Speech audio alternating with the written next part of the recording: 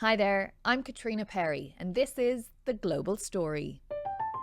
At the height of the COVID-19 pandemic, the working world went through a revolution.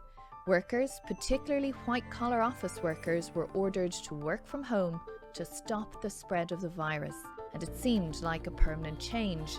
Hybrid working has remained incredibly popular years after the COVID lockdowns were lifted. But now, more and more companies are ordering employees back to work. And many employers have slammed working from home as inefficient and bad for the bottom line. So, is the work from home revolution over now?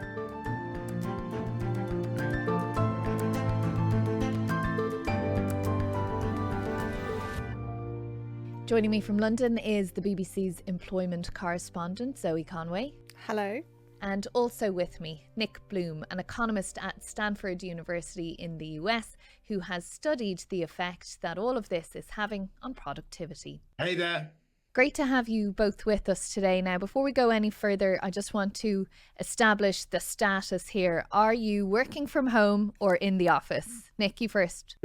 I'm actually at home, although I have to say, for me, it's 8 a.m. So I am going in later, but right now, yes, this is the spare bedroom. But ordinarily you're in the office full time? When I teach, so I teach obviously students because I'm at Stanford, that's definitely in person. Big meetings is in person, but I do spend a couple of days a week on Zoom, taking calls, working from home. And what about you, Zoe? I'm definitely at the BBC today. I like coming into the office, actually. I work with a team of incredibly clever, interesting and funny people. And I like the camaraderie of the office. But I travel around the UK for work quite a lot as well. So I don't really work from home. Okay, so we've established where you both stand on the working from home. I obviously am not working from home, can't be a presenter and work from home, unfortunately, although I did suggest it from time to time during the pandemic. But before the pandemic, I was working here in the US, and I mean, it was really very rare in this country that you would have encountered anyone really working from home. Nick, are there certain countries or certain industries that have always had this tradition of remote working or working from home? Yes, so tech has always been pretty work from home friendly. So you can think of, if you're on a keyboard using computers, you often don't need to be in the office. It's also actually interesting that a lot of English speaking countries, it's not clear why, but you're right, Northern Europe, Canada, UK, Australia, New Zealand have been pretty high. We tend to see the lowest levels are in Asia. So there are big international differences. So Asian, typically back in the office pretty much full time. But Northern Europe, US, we still see tech, some finance working from home 2-3 days a week. But of course, everything changed for everyone, didn't it, in the spring of 2020 with the arrival of this thing we'd never heard of before, COVID-19 and the pandemic, and how that changed everything at that time. Governments rushing to announce stay-at-home orders, lockdowns to try and keep everyone away from each other, limit the number of infections. It was a crucial step, we were told at the time, to keep the hospitals from getting overloaded and to get everyone safe. And suddenly employers had to adapt to a situation where their employees could not come into work. So tell us a little bit about that transition. Who was working from home and who wasn't, and what did it all mean for people? It was the most incredible adjustment for so many of us. There were all these forms of technology we'd never used before, whether it's Zoom calls or team chats, that some of us are still fairly useless at using, certainly in my unit. Everyone still mutes themselves. Everyone seems to be on mute. So it was an incredible adjustment. And I think what we're seeing in many cases in the UK are people who have learnt that they can be very productive at home and that they can juggle it very successfully with, perhaps raising a young family or looking after elderly relatives. And so there's a lot more flexibility that we're seeing. But I think there's still a huge amount of uncertainty here in the UK about whether we're going to see a big switch back. Because as well as having more time with your family and your children, I mean, there are other benefits for people from working from home as well, financially, commuting time. Tell us a bit about those. We went to Bank Underground Station. Now, that is right in the heart of the city in London. It's the sort of place where you're going to see a lot of people very smartly dressed, walking incredibly fast to get to their law firm or their bank where they work. And we went on a Thursday morning and we went again on a Friday morning during rush hour. And there was a big drop in numbers. And the data shows that now on a Friday, if you go to Bank Underground Station, you'll see that the commuters are roughly at just over half what they were before the pandemic. So a big drop.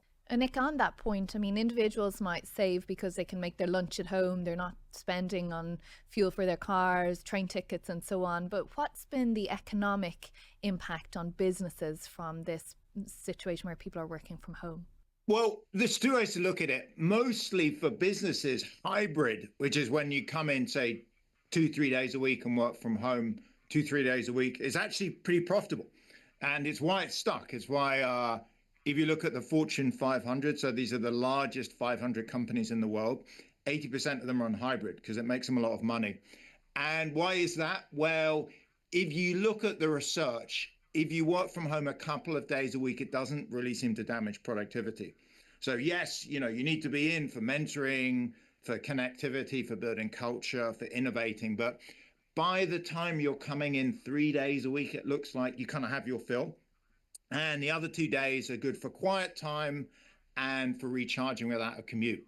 So productivity is not affected. What businesses gain is turnover is a lot lower.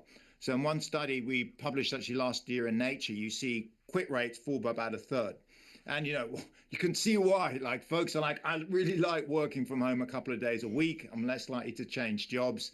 And for businesses, that saves them an enormous amount of money because every person that quits, you've got to go out, you've got to re-interview, rehire. And has that pattern been replicated across the world, this move from a full-time working from home to that hybrid model you're talking about? If you look at Southern Europe and Asia, take Tokyo, there's very little working from home going on. So Tokyo is kind of unchanged. It's a weird world. In 2019, these cities look similar. Suddenly, 5 years later, 6 years later, we've now seen a surge of work from home in much of Europe and the US, and pretty much everyone's returned to the office in Asia.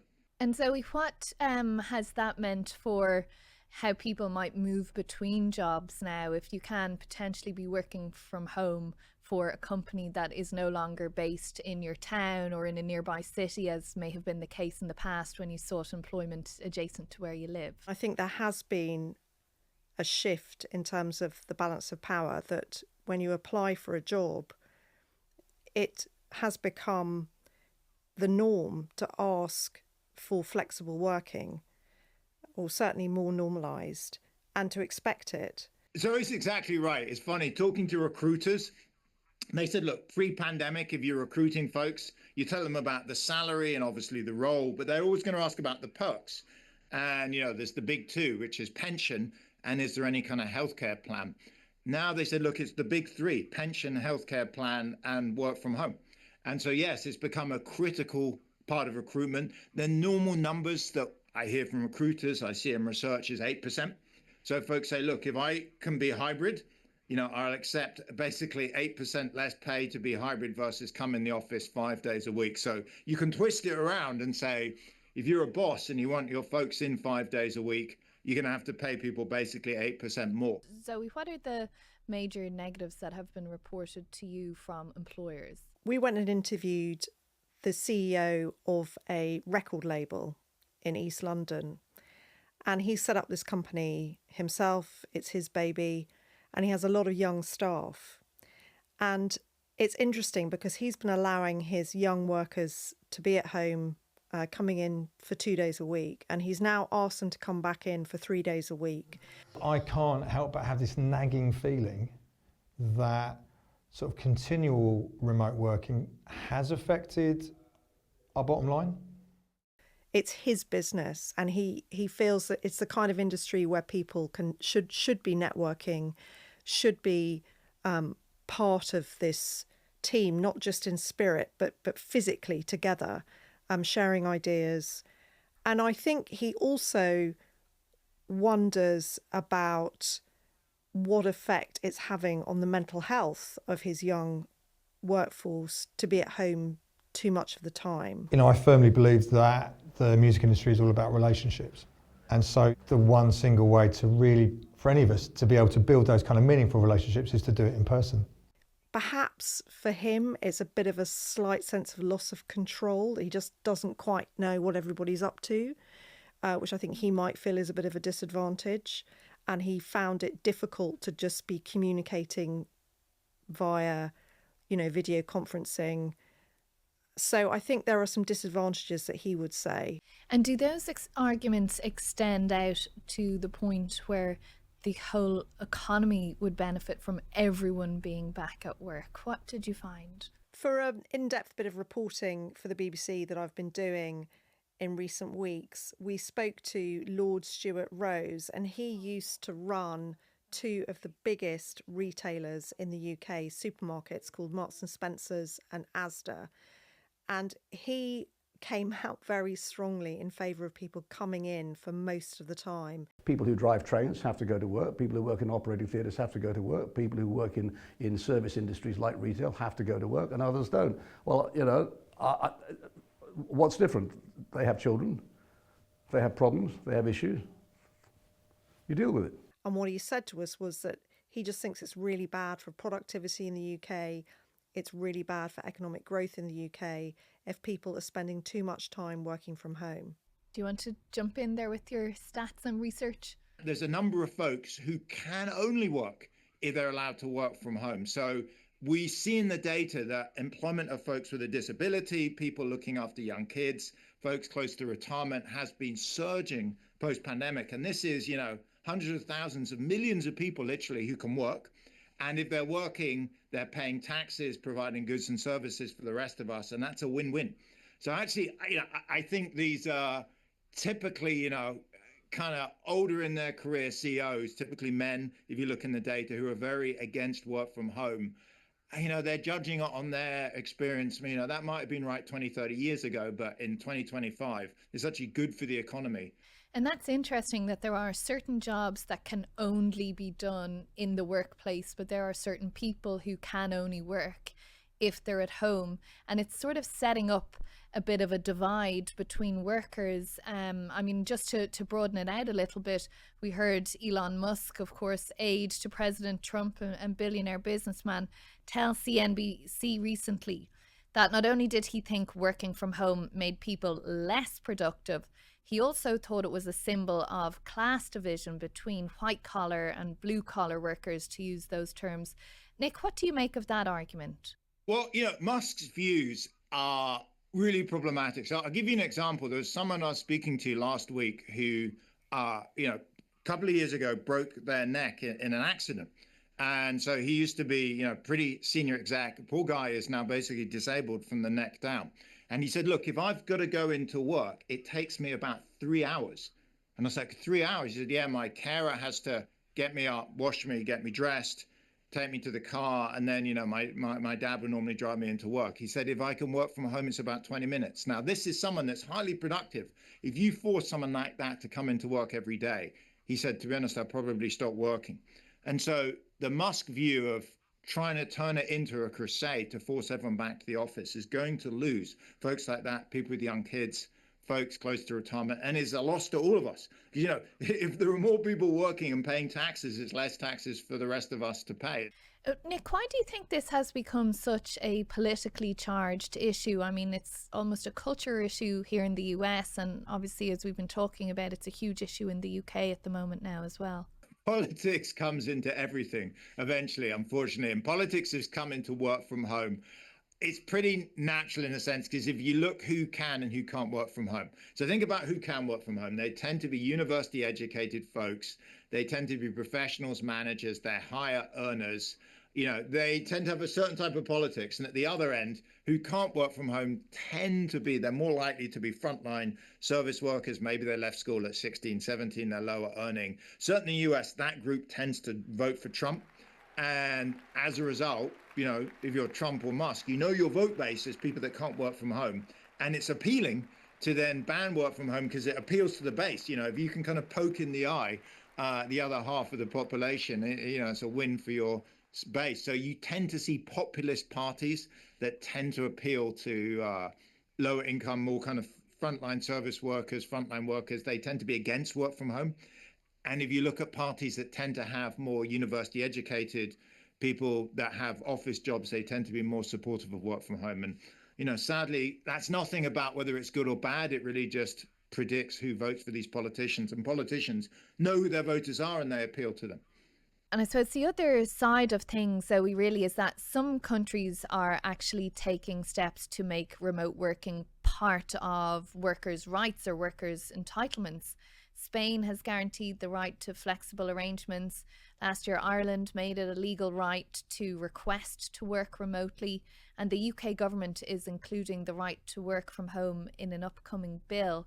So there are places where working from home, the right is being protected, aren't there? That's right. In the UK, the Employment Rights Bill is going through Parliament right now. It's due to become law in June. But the critical question is how this is going to be implemented, because there's something that's going to have to be worked out, a code of practice over the next year or so. And that means there's going to be yet more consultation. And there is concern by campaigners who want to see more flexibility that business is going to lobby government hard and reduce the amount of working from home that's made possible by employers. So I think it's really still up for grabs. And the government is desperate to prove to business that its number one priority is economic growth. So I think it's a bit unclear at the moment exactly how this legislation is going to be implemented, how it's going to work, and whether it is actually going to increase flexibility at work, whether it's really going to lead to an increase in the number of people working from home. Okay, so final question. After all that we have been discussing here, what do you both think the future of work will look like? Will hybrid work be as popular 10 years, even 5 years from now as it is as we're talking today? Nick, what's your final thought on this? So working from home is going to follow a Nike swoosh. So, it dropped from 20, 21, 22. It fell pretty clearly. It's now in the flat bit. We can see in the data it's not really changed for the last year and a half. Long run is up. So, 2030, work from home is going to be higher than it is now. Why is that? 3 drivers. One is companies have office leases and they last typically 10, 15 years. As they expire, companies think, now's a good time to downsize. And we've been seeing that. 2 is younger CEOs, younger firms tend to be more remote. And as current CEOs kind of age out and retire and replaced by younger folks, then they're more sympathetic. And finally, actually, most important is technology. I'm in my 50s. I grew up in the UK in the early 70s, and both my parents worked for the British government, actually. I remember as a kid, one of 4 kids, occasionally my mum or dad would have to work from home because there'd be some, one of us would be sick off school or something. And I was talking to them the other day and my mum was saying it was terrible. You'd have to be carrying in the 80s piles of paper home. You could phone into work, but it's really expensive. And technology's just got ever better. So in the 90s, we had computers. We then got the internet, cloud, video calls, all of this stuff. If you look 2030, it's probably going to look like the Star Wars Jedi Council. It's like holograms and amazing headsets. And it's just going to be easier to work remotely. Zoe, what do you think? Where will working from home or hybrid working be in 10 years, say, from now? I think there's a really interesting question about what do companies in this country really think about working from home? How many CEOs think like Lord Rose, but don't say so publicly? I say that because working in the business unit here at the BBC, you hear things. And I've been talking to colleagues about this, and they think there are probably more chief executives out there that want their workers back in more, possibly back in full time, than are actually letting on. We do hear that anecdotally in the business unit. So I think there's a bit of a question there about how the chief executives of our biggest companies think about this. But I also think there's another question in terms of what this is going to look like in, let's say, 5 years' time. And that's just the state of the economy. The state of the labour market It's a supply and demand thing. At the moment, workers seem to have more power to demand these things. But let's say there's an uptick in unemployment. Let's say it's harder to find work. Will that balance shift back towards employers? And so for those employers that don't want their staff working from home, will it be easier for them to say no because there's a bigger pool of people looking for work? I think those are two things we're just not really clear about at the moment. Fascinating discussion. Thanks to you both for being here. Thank you. Thanks very much for having me. Thanks for being with us. If you want more episodes of The Global Story, find us wherever you get your podcasts. Every day we do a deep dive into a single international story. Subscribe to make sure you never miss an episode. And if you want to, do leave us a comment in the section below. Thanks for watching. Bye-bye.